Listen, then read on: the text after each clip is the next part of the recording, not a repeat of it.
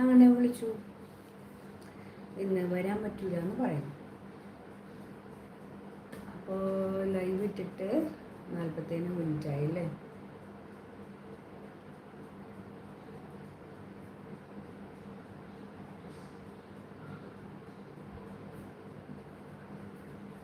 Hello, ലൈവിലേക്ക് സ്വാഗതം.